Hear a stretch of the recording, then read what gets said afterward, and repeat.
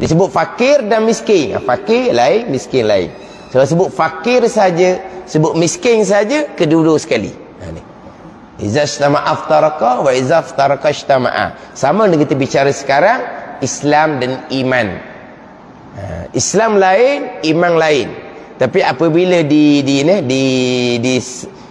disebutkan satu daripada dua, masuk kedua-dua makna. Kalau bicara kata Islam dan iman, Islam lain, iman lain, dia tidak berlaziman. Islam kita warisi, iman tidak warisi. Islam ni zahir, iman ni kepercayaan hati masing-masing. Untuk sah iman tidak syarat dua kalimah syahadah. Dua kalimah syahadah adalah syarat untuk menjadi orang Islam, untuk diperlakukan hukum zahir atas dunia dengan dua kalimah syahadah. Tapi dengan dua kalimah syahadah bukan menjadi syarat untuk sah iman.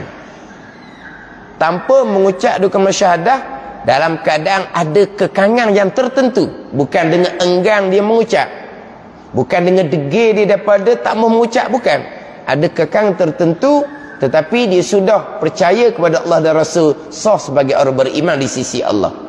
Dan orang yang mengucap dua kalimah syahadah tidak mestinya menjadi orang beriman. Dia mengucap dua kalimah syahadah kerana untuk berkahwin semata-mata, untuk dapat bantuan kerajaan semata-mata. Hati langsung tidak percaya kepada Allah dan Rasul secara ringkas, maka dia orang Islam tapi bukan orang yang beriman. Ada ni.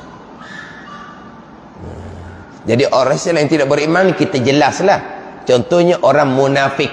Itu orang Islam pada zahir tapi tidak beriman.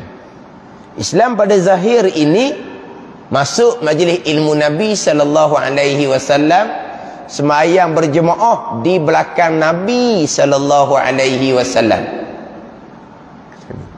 Hidup bersama Nabi di Madinah. Masuk majlis ilmu Nabi sallallahu alaihi wasallam. Jadi makmum kepada Nabi sallallahu alaihi wasallam. Orang sekarang bukan hidup bersama dengan Nabi, hanya boleh semayang di masjid Nabi, hanya boleh ziarah kubur Nabi. Munafik ni hidup bersama Nabi, bukan main masjid Nabi, semayang berimamkan dengan Nabi sallallahu alaihi wasallam. Boleh melihat kedudukan Nabi sendiri sebaik-baik makhluk, tapi tidak beriman sama sekali. Kerana tidak beriman, tapi zahirnya orang Islam. Jadi jelaslah orang Islam tidak beriman ni orang munafik. Cuma orang beriman yang tidak Islam ni, ini saya pernah sebut sebelum ni lah. Ada satu kuliah tu dipersoalkan, mana mungkin ada orang yang beriman tanpa Islam. Tapi dia tanya saya, dia tanya ustaz lain. Ustaz lain tu kenal saya, baik dengan saya. Dia tanya saya semula, dia saya perjelaskan balik. Dia dipelik, dia kata, ada ke orang yang beriman di sisi Allah tapi tidak dihukumkan sebagai orang Islam? Dia beriman lah sebab dia percaya pada Allah dan Rasul, tapi dia tidak mengucap dua kalimah syahadah. Untuk sah iman tidak syarat mengucap dua kalimah syahadah. Iman bagian iman, Islam bagian Islam. Cuma kita boleh ceritalah, sebab ini bab iman ni bab dia dengan Allah Subhanahu Wa Taala. Kita boleh cerita hanya apabila dia menzahirkan sebagai orang Islam dan dia pun cerita bab kepercayaan dia. Ini biasa saya sebut dalam kelas ni. Biasa dengar tak di Aikim petang Rabu ke petang Khamis begitulah. Dia ada satu selok, selok tu tajuk apa, dia menceritakan asal dia mu'alaf. Ni cerita selok orang mu'alaf, macam mana usul asal dia masuk Islam, apa semua tu lah. Dia ada cerita lah. Ada yang dia bercerita bahawa dia sudah percaya kepada Allah Subhanahu Wa Taala lama dah. Sebab apa? Sebab dia masuk kelas mata pelajaran agama.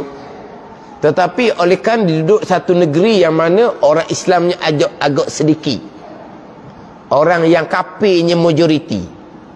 Negeri yang orang Islamnya tak ramai, orang ramai orang kafir. Jadi dalam masyarakat kampung dia ramai orang kafir. Dan keluarga dia pula hok kafir, hok tegar. Kafir hok masih lagi beramal dengan agama kafir.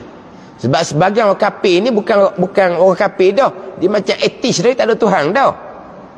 Dia tidak percaya dengan agama kafir dia. Kita beramal dengan agama kafir dia seperti etis, tak ada Tuhan dah dianya.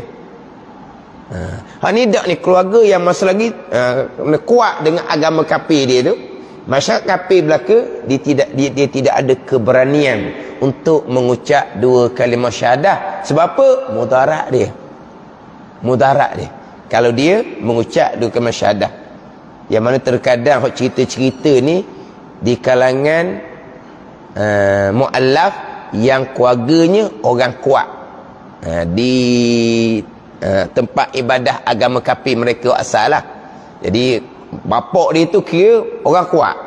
Kalau anak dia mengucap dua kalimah syahadah memang isu besar lah. Tapi dia percaya pada Allah dan Rasul dengan membaca. Sekarang ni mudah je kan nak cari maklumat. Sehingga kan ada cerita dia semayang dah senyap-senyap. Siapa begitu no? Anak ni semayang senyap-senyap.